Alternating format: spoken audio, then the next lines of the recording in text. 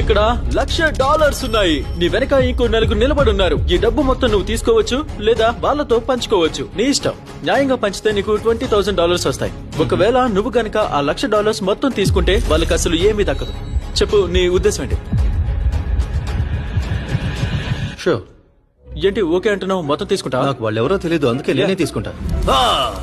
నువ్వు మొత్తం తీసుకుంటే వాళ్ళకి ఏమీ మిగలదు. నాకు అర్థమైంది. నా దగ్గర ఉన్నవి నాకు చాలు, మిగతా వాళ్ళకి కూడా ఛాన్స్ ఇవ్వండి. ఎలా చెప్పను? డబ్బు అయిపోయింది. ఈ మిగిలిన $4,000 లో నీకెంత కావాలి? 0. ఏంటి $1,00,000 లో $4,000 మాత్రమే మిగిలాయి. నీకెలా ఉంది? జనాలకి చాలా అత్యాశ అని అర్థమవుతుంది. నీ వెనుకున్న ఇద్దరి గురించి ఏమనుకుంటున్నావు? ఇప్పుడు $1,000 మిగిలే. నేను $500 తీసుకుంటా. యా, నీకంటే ముందొచ్చిన నలుగురు కలిసి నీకు కేవలం $500 మిగిల్చారు. అతని జాకెట్ నుండి డబ్బులు కింద పడుతున్నాయి. అతను $96,000 తీసుకున్నాడు. మేము అతనితో ఎప్పుడు ఫైట్ చేయొచ్చు?